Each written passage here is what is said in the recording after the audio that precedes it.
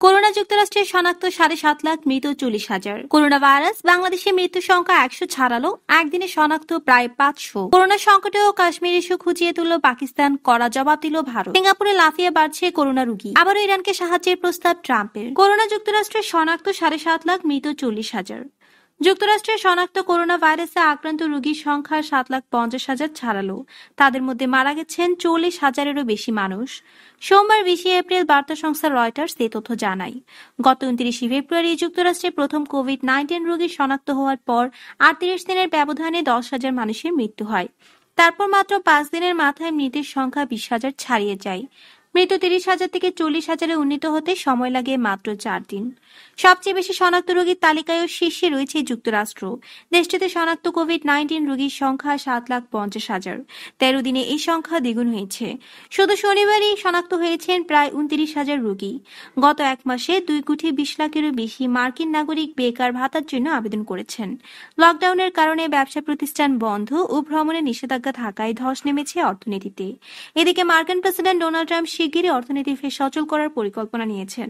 এতে সম্মত হচ্ছেন না সবচেয়ে ক্ষতিগ্রস্ত অঙ্গরাজ্যগুলোর গভর্নররা। ম্যারিল্যান্ড, ভার্জিনিয়া, নিউ জার্সি এবং ওয়াশিংটন ডিসিতে রোজ বাড়ছে আক্রান্ত ও মৃতের সংখ্যা। বোস্টন এবং শিকাগোতেও করোনা ভাইরাসের প্রাদুর্ভাব বাড়ছে। ওহিও, টেক্সাস এবং ফ্লোরিডা সহ বেশ কয়েকটি রাজ্য সিদ্ধান্ত নিয়েছে 1 মে তারও আগে অর্থনীতির কিছু অংশ সচল করা যেতে পারে, তবে তারাও সতর্কতা অবলম্বন করছে। করোনা ভাইরাস বাংলাদেশে মৃত্যুর সংখ্যা 100 ছাড়ালো, একদিনে শনাক্ত প্রায় 500। বাংলাদেশে গত 24 ঘন্টায় করোনা ভাইরাসে আক্রান্ত হয়ে মারা গেছে 10 জন। এ নিয়ে ভাইরাসটিতে আক্রান্ত হয়ে মৃত্যুর সংখ্যা 100 ছাড়ালো। এ পর্যন্ত মোট মৃতের সংখ্যা 101 জন।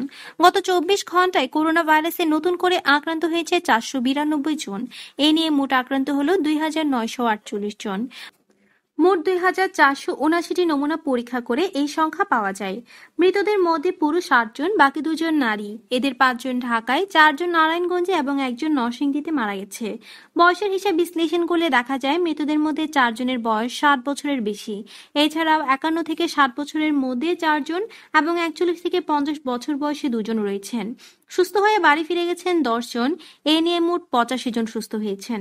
স্বাস্থ্য অধিদপ্তরের নিয়মিত সংবাদ সম্মেলনে এইসব তথ্য জানান প্রতিষ্ঠানটির অতিরিক্ত মহাপরিচালক অধ্যাপক ডক্টর নাসিমা সুলতানা।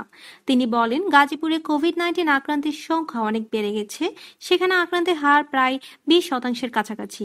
আজকের তথ্য মতে গাজীপুরে আক্রান্তের হার 19.5%, কিশোরগঞ্জে আক্রান্তের হার 15.5% এবং নরসিংদীতে 6%। গতকালের চেয়ে আজ 10% বেশি নমুনা সংগ্রহ করা হয়েছে আর পরীক্ষা করা হয়েছে 5.5% বেশি। গত 24 ঘন্টায় আইসোলেশনে রয়েছে 57 জন। মোট আইসোলেশনে রয়েছেন 713 জন। এই সময় আইসোলেশন থেকে ছাড় পেয়েছেন 40 জন। এ পর্যন্ত ছাড় পেয়েছেন 577 জন।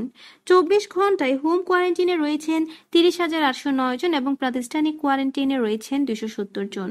করোনা সংকটেও কাশ্মীর ইস্যু খুঁচিয়ে তুলল পাকিস্তান, কড়া জবাব দিল ভারত। গোটা বিশ্ব যখন করোনা মোকাবেলায় ব্যস্ত, ঠিক এই সময় ভারতের বিরুদ্ধে ফের কাশ্মীর সহ বিভিন্ন ইস্যু খুঁচিয়ে তুলল পাকিস্তান। মুসলিমদের প্রতি বৈষম্যমূলক আচরণের অভিযোগ তুলে ফের নয়াদিল্লিকে আক্রমণ করল ইসলামাবাদ।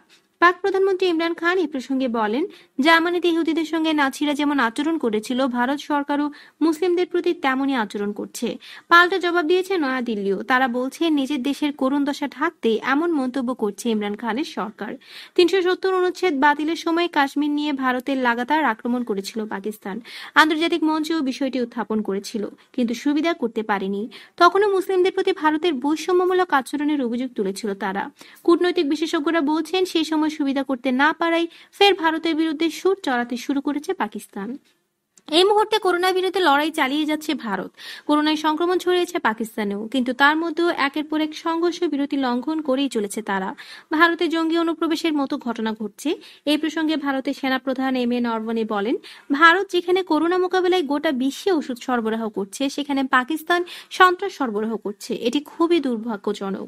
গত মার্চে সার্ক গোষ্ঠীভুক্ত দেশগুলোর মধ্যে ভিডিও কনফারেন্সে করোনা মোকাবেলা নিয়ে আলোচনা চলছিল। সেখানেও কাশ্মীর ইস্যু খুঁচিয়ে তুলে পাকিস্তান।